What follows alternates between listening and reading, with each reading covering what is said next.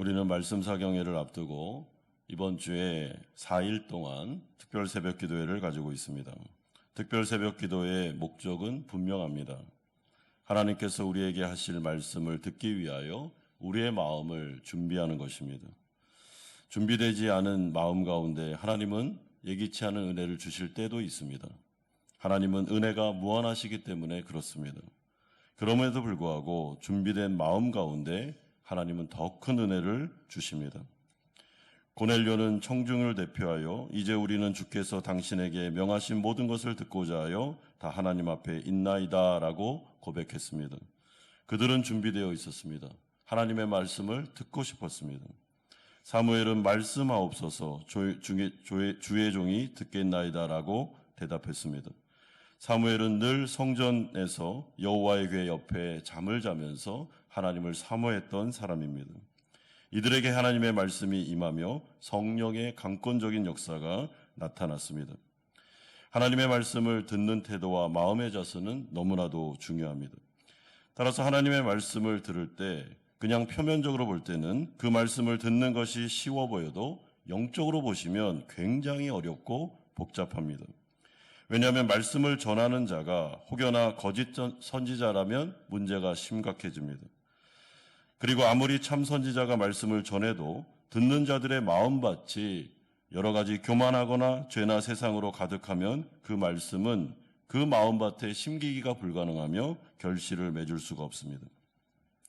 그래서 하나님의 말씀이 선포될 때 성도들의 삶과 교회의 열매를 맺기 위해서는 적어도 세 가지의 조건이 맞아 떨어져야 하는데, 첫 번째는 진정한 복음이 선포되어야 됩니다. 두 번째는 말씀을 듣는 청중의 마음밭이 준비되어야 됩니다. 세 번째는 성령께서 역사하셔야 됩니다. 이런 점에서 저는 오늘 마태복음에 기록된 하나님 나라의 비유 가운데 가장 대표적인 비유, 여러분 네 가지 밭의 비유를 모르는 분은 안 계실 겁니다.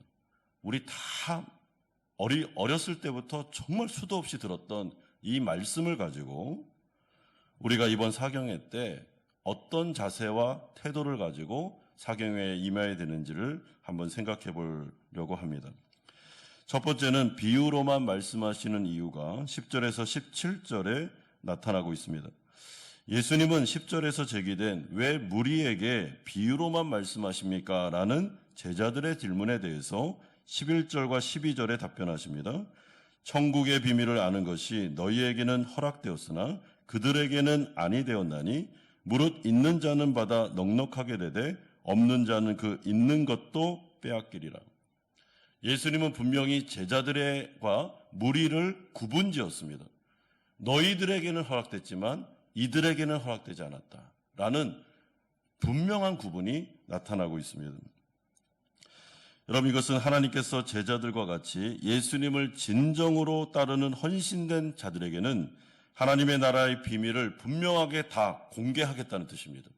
비밀, 우리 사이에는 이제 비밀이 없습니다. 제자들에게는 다 알려주십니다.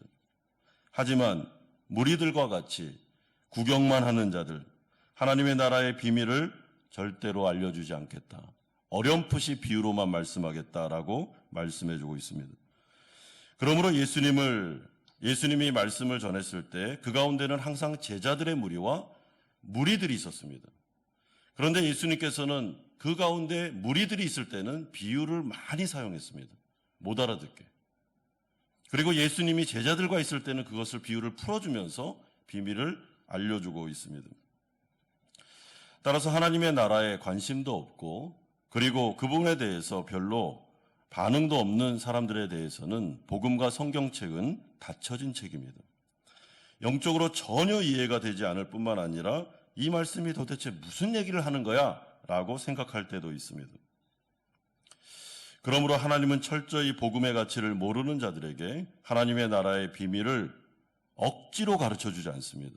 왜냐하면 복음에 대한 구경꾼들이나 하나님의 나라에 관심이 전혀 없는 사람들, 더 정확히 말하면 하나님의 나라와 복음, 말씀에 대해서 가치를 모르는 사람들에게는, 하찮게 여기며 부끄럽게 여기는 자들에게는 하나님께서 일부러 그 말씀을 가리십니다.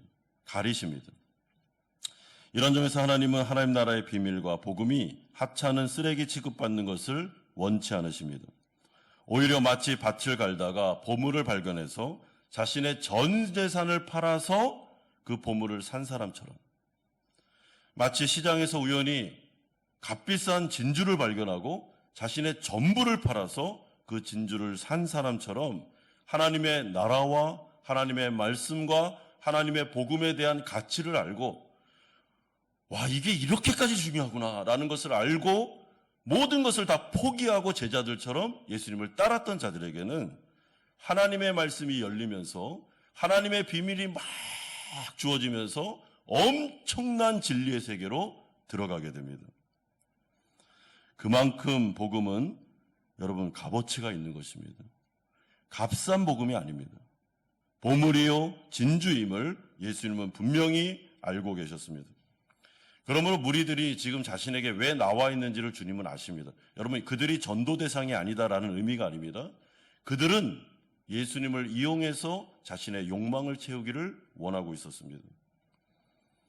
그들에게 복음을 전한다는 것은 마치 돼지들에게 진주를 던지는 것과 똑같습니다. 그래서 주님은 일부러 그 가운데 비유로 설명하십니다. 그러니 우리가 하나님의 말씀을 들을 때 어떤 자세를 취해야 마땅한가 생각해 볼 때 정확히 오늘 본문 15절에 보십시오. 이사야 선지자 때의 이스라엘 백성들과 같이 하지 않으면 됩니다. 이 백성들의 마음이 완악하여져서 그 귀는 두께에 둔하고 눈은 감았으니 이는 눈으로 보고 귀를 듣고 마음으로 깨달아 돌이켜 내게 고침을 받을까 두려워함이니라. 여러분, 여기서 중요한 단어가 이 백성들의 마음이 완악해졌다라는 건데, 여기서 완악해졌다라는 이 헬라어 동사는 두 가지 의미를 가지고 있습니다. 단단해졌다라는 의미와 또 하나는 비둔해졌다라는 의미가 같이 있습니다. 그러니까 마음이 막 단단해졌다라는 것은 뭔가 마음속에 이 교만한 마음으로 인해서 아예 말씀을 듣고 싶지 않은 태도를 말하고, 비둔해졌다라는 말은 너무 말씀에 배가 불러가지고 이 말씀에 대해서 이제 너무 배가 불러서 이제는 식상한 것입니다. 이 말씀이. 이사야 시대 때 이스라엘 백성들이 이사야 선지자가 계속 전했던 말씀을 들으면서 그게 그거네. 늘 우상숭배하지 마라. 여호와를 경외하라. 뭔가가 좀 새로운 게 없었습니다. 그래서 그들은 바알과 아세라와 거짓 선지자들의 말을 듣기 시작했는데, 왜냐하면 그 거짓 선지자들은 이들의 욕망을 채워줬기 때문에 귀가 솔깃했던 것이죠. 그러므로 마음이 단단해졌다, 마음이 비둔해졌다, 영적인 비만에 처했다라는 부분에 대해서 조심하라고 말씀해주고 있습니다. 그러므로 우리는 이러한 예수님의 설명을 통해서 사람이 아무리 말씀을 들어도 그 복음을 받아들일 수 없는 이유 중에 하나를 발견하게 됩니다. 그것은 하나님의 말씀에 대한 무감각해짐, 그리고 영적으로 비만에 걸린, 그러니까 쏟아지는 말씀의 홍수 가운데 우리의 배가 안 좋은 방향으로 불러진 것을 의미합니다. 그러므로 다시 성령님은 우리에게 말씀하시기를 심령이 가난한 자가 복이 있나니 그들이 천국을 소유하게 될 거라고 말씀하시므로 다시 심령의 가난함을 우리에게 알려주고 계십니다. 그러므로 사랑하는 성도 여러분, 마음을 기경하셔야 됩니다. 우리의 마음이 지금 어떤 상태에 있는지를 잘 보셔야 됩니다.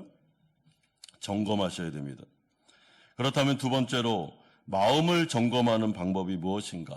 오늘 네 가지 밭의 비유를 통하여 설명합니다. 첫 번째로는 1절에서 9절에 나오는 것처럼 그 내용이 뭐냐는 것이죠. 우리는 이 내용을 이미 다 알고 계십니다. 너무 쉬운 내용입니다. 예수님은 이 당시에 흔히 볼 수 있었던 풍경과 갈릴리의 기름진 밭으로 나아가 씨를 뿌리던 농부들의 모습을 연상하면서 비유를 통해서 설명하고 계십니다. 이 비유는 근데 전제되어야 되는 것이 하나 있는데, 그것은 씨앗, 그러니까 복음, 말씀에는, 그리고 말씀을 전하는 자에게는 문제가 없어야 됩니다. 그게 전제입니다. 만약에 거짓 선지자가 말씀을 전하고 아니면 복음이 막 변질돼서 씨앗이 상한 상태에서 뿌려진다, 이거는 오늘 본문에 해당되는 내용이 아닙니다. 그러므로 오늘 본문은 하나님의 복음은 이상이 없고 말씀을 전하는 사가 참 선지자일 경우에 해당되는 비유가 되는 것입니다.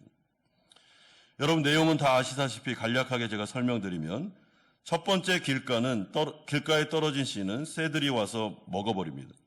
두 번째 돌밭에 떨어진 씨는 흙이 깊지 않아 곧 싹이 나오나 해가 돋은 후에 타서 뿌리가 없으므로 말라버립니다. 세 번째 가시떨기 위에 떨어진 씨는 가시가 기운을 막아 질식해서 죽어버립니다. 그리고 네 번째 마지막으로 좋은 땅에 떨어진 씨만 100배, 60배, 30배의 결실을 맺었다라는 내용입니다. 여러분, 좀 이해를 돕기 위해서 가시떨기는 땅 속에서 씨앗의 기운을 막는 잡초라고 보시면 됩니다. 그리고 여기에서 그 돌밭이 나오는데 이거는 석회암층, 그 당시에 흔하게 갈릴리에 있었던 석회암층이 있는데 거기에 씨앗이 떨어지면 얕은 이렇게 흙이 있기 때문에 비가 내리면 싹이 납니다. 그리고 좀 어느 정도 자라죠. 문제는 뿌리를 내리지 못해서 죽는 것을 말합니다. 그리고 좋은 땅에 떨어진 씨가 100배, 60배, 30배의 열매를 맺었다고 그러는데 이건 과장법이 아닙니다. 여러분, 갈릴리의 그 당시에 이 지역의 땅은 굉장히 비옥했기 때문에 실제로 30배의, 60배의, 100배의 열매도 맺히는 밭들이 있었습니다. 따라서 이 비유의 특징은 열매를 맺는 밭은 오직 한 종류의 좋은 땅뿐이었더라라는 것이 핵심적인 포인트입니다. 그러므로 신앙생활함에 있어서 내가 하나님의 말씀을 어떤 태도로, 어떤 마음의 밭을 유지해서 듣느냐가 결정적으로 중요하더라라는 것이 오늘 이 비유의 내용입니다. 그러므로 마지막 세 번째로는, 그렇다면 이 비유의 해석과 그리고 이 비유가 정말로 하고 싶은 말이 무엇인지 18절에서 23절은 말씀합니다. 이제 예수님은 제자들만 따로 부릅니다. 그리고 이 네 가지 밭의 비유에 대해서 설명을 자세하게 해주고 계십니다. 길가는 마음이 완고하여 복음에 대해서 아예 관심이 없거나 거부하는 자들을 말하는데, 특별히 선입견이나 편견이 많은 자들이 이 가운데 해당됩니다. 그러니까 마음이 교만해서 안 듣는 자들도 있지만은 그 마음밭이 굳어지는데 어떤 상처 때문에 선입견과 편견을 가진 자들도 굉장히 이 기독교와 복음을 반감을 갖는 분들이 많다는 뜻입니다. 여러분, 그래서 이 상처가 무섭습니다. 우리의 마음은 눈에 보이지 않기 때문에 뭐 아무것도 아닌 것 같죠. 눈에 보이는 건 얼굴과 몸이지 않습니까? 그러니까 얼굴과 몸이 중요해 보여도요, 사실은 눈에 보이지 않는 이 마음이 굉장한 세계입니다. 이 세계가.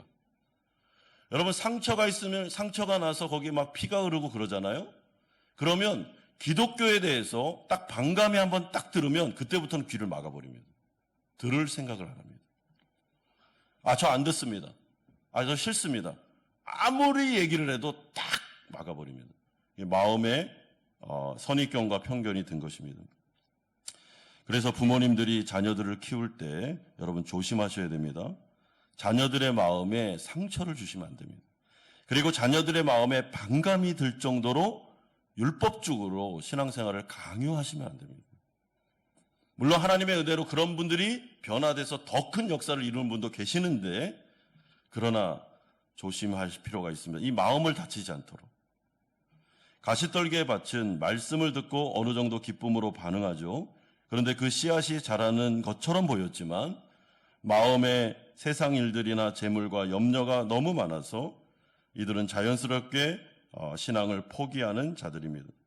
그러니까 그들의 마음을 들여다보니까 세상이 가득 차 있습니다. 늘 하는 생각은 어떻게 돈 벌지?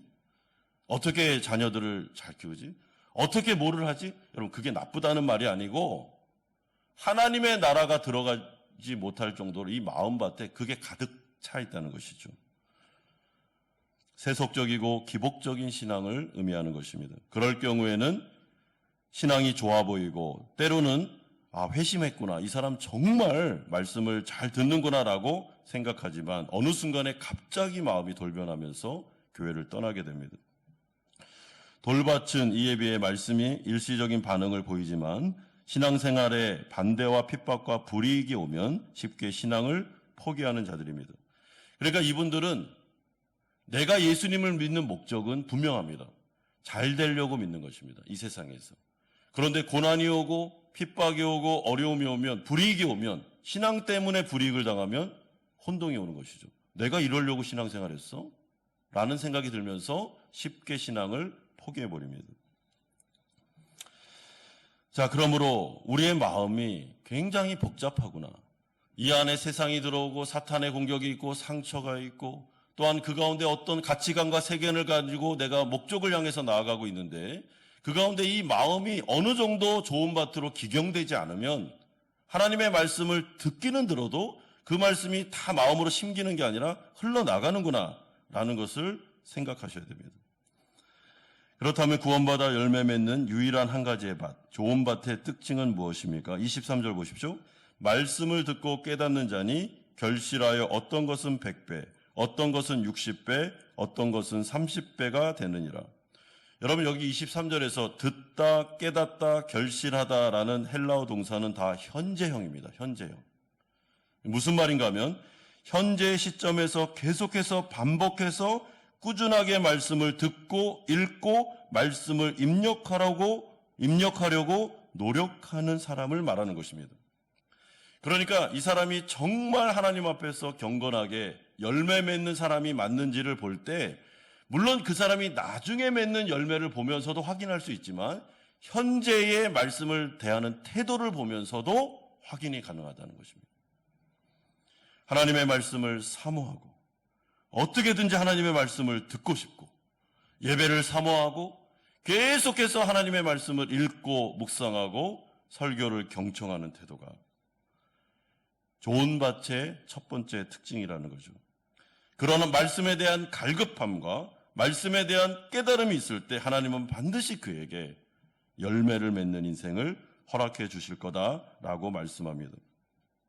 그러므로 오늘 본문의 초점은 말씀을 듣는 자들의 마음의 상태에 맞춰져 있는데 그러기 위해서는 성령께서 역사하셔야 되지만은 우리도 신앙생활을 함에 있어 노력할 부분이 있음을 강조해주고 있습니다. 여러분 우리의 마음을 하나님께서 좋은 밭으로 만들어 주옵소서라는 것도 좋은 기도입니다. 근데 거기에 덧붙여서 좋은 밭으로 만들어 주십시오라고 부탁드리고 난 다음에는 우리가 뭔가의 작업을 하셔야 됩니다. 호세아 10장 12절에 말씀하시기를 묵은 땅을 기경하라 힘써 여호와를 찾으라고 말씀하고 있습니다. 묵은 땅을 기경하라라는 이 말은 이스라엘 백성들이 너희들이 하라는 것입니다. 성령을 의지해서 이 단단하고 돌기가 많고 잡초가 많은 그래서 씨를 뿌릴 수 없는 이 밭을 갈아엎고 돌을 캐내고 잡초를 뜯어서 정말 좋은 밭으로 만들어서 그 다음에 씨를 뿌려야 열매를 맺을 수 있으니까 너희들이 하나님을 의지해서 그렇게 할 때 수확을 많이 얻을 수 있다라고 강조하고 계십니다. 그러므로 사랑하는 성도 여러분, 하나님의 말씀을 듣기 전에 우리의 마음이 어떻게 준비되어야 됩니까? 성령께서 우리의 마음을 좋은 밭으로 만들어 주시옵소서라고 기도하면서 우리도 해야 됩니다. 우리 안을 들여다보십시오. 성령께서 내 마음을 비추실 때 우리 안에 돌짝이 있지는 않는지 잡초가 무성하지는 않은지 요즘 생활하면서 너무 세상 일에 빠져서 마음에 여유가 없지는 않은지 때로는 시험이 들어서 내가 예수 믿었는데 이렇게 고난이 올 수 있어? 그래서 하나님에 대해서 굉장히 마음이 굳어져 있고 반감이 있지는 않는지 때로는 너무나도 많은 상처 때문에 하나님의 말씀을 듣기가 어려울 정도로 마음이 상해 있지는 않은지 마음이 막 피바다가 되어 있는 것은 아닌지를 돌아보고 만약에 주님께서 그 모습을 보여주셨다면 어떻게 해야 된다고요? 성령을 의지해서 여러분 기경하셔야 됩니다. 하나님께 나와서 기도하셔야 됩니다. 하나님, 제 마음이 너무 지금 상처가 많아서 지금 막 피투성입니다. 제가 이 상태로는 말씀을 들어도 말씀이 하나도 안 들릴 것 같습니다. 하나님, 저의 마음을 기경합니다. 하나님께서 싸매 주십시오. 이번에 말씀을 듣게 해주십시오. 하나님, 요즘에 제가 완전히 세상에 정신이 팔려 있습니다. 물론 너무 세상이 바쁩니다. 그런데 말씀 잔치가 벌어졌는데 제가 이 말씀을 들어도 집중이 잘 안 될 것 같습니다. 하나님, 저에게 초막절을 이번에 허락해 주십시오. 그리고 자기가 일부러 초막절을 선포하는 것입니다. 여태까지 했던 거 다 끊어내십시오. 여러분 취미생활도 이 말씀 사경회 때는 좀 하지 마십시오. 그냥 집중하십시오. 회사 사장님에게 부탁하십시오. 우리 교회가 6년 만에 처음 말씀 사경회 합니다. 제가 금요일은 좀 가고 싶습니다. 이렇게. 요즘에 세상의 염려와 재물의 유혹이 너무 많다면, 하나님께서 그것을 보여주셨다면 여러분, 내가 그 부분에 대해서 하나님 앞에서 결단하셔야 됩니다. 적어도 이번에 말씀 사경의 기간만큼은 여러분 정말 내가 집중력이 떨어지지 않도록 모든 것을 끊어내면서 금식할 수 있으면 좋겠지만, 집중할 수 있는 초막절, 하나님 앞에 마음을 기경하는 태도가 필요한 것입니다. 물론 말씀 사경회 때만 그렇게 하는 것이 아니죠. 매주마다. 여러분 이렇게 해야 열매를 맺을 수 있습니다. 그러므로 하나님의 말씀의 복음이 선포되고 교회에서 말씀을 전하는 자가 거짓 선지자가 아니며 성도들의 마음이 좋은 밭으로 딱 준비되면 어떤 일이 벌어지겠습니까? 거기 가운데 영적인 부흥의 역사가 나타납니다. 엄청난 폭발적인 역사가 나타납니다.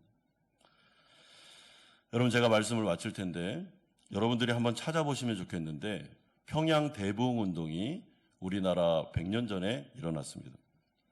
그때 그 영상이나 사진을 잘 보시면 그 평양 대부흥이 일어나는 때에 이렇게 전에, 대부흥이 일어나기 전에 어떤 모습들이 사진에 많이 기록되어 있습니다. 어떤 사진인가 하면 말씀 사경회가 열립니다. 그러면 평양에서 열리면 굉장히 먼 거리에 있는 분들이, 어머니들이 아기를 들쳐업고, 포대기 아기를 들쳐업고, 아니면 막 여기다가 떡을 이렇게 하고 싣고, 그리고 애들 막 손잡고 수레에다가 사람들 데리고 하면서 그 말씀 사경회로 확 모여듭니다. 사진을 딱 보면은 엄청납니다. 말씀을 듣고 싶어서, 너무나도 영적으로 갈급해서 이들이 모여들기 시작하는데, 그리고 난 다음에 평양 대부흥의 역사가 일어납니다. 사랑하는 성도 여러분, 우리의 마음은 그 정도로 갈급합니까? 저는 사실 이번 말씀 사경회가 갈급합니다. 저는 굉장히 갈급합니다. 장현일 목사님이 어떤 말씀을 전해주실지 모릅니다. 저는. 그리고 일부러 목사님하고 통화도 안 했습니다. 어떤 의도를 제가 드릴까 봐 그냥 기도만 하고 있다고 말씀드렸습니다. 하나님께서 정말 저를 비롯하여 우리 성도님들에게 한마음교회에 말씀을 주셨으면 좋겠습니다. 그래서 우리 교회가 우리 김각진 지사님 기도하셨던 것처럼 새로운 도약이 필요한 이 시기 가운데 영적으로 힘을 받고 위로받고 치유받고 다시 미래를 향해서 힘있게 부흥을 향해 나아갈 수 있는 교회가 되기를 소망하고 있습니다. 그런 일들이 이번 사경회를 통해서 우리에게 하나님께서 큰 은혜를 주시도록 예수님의 이름으로 축원드립니다.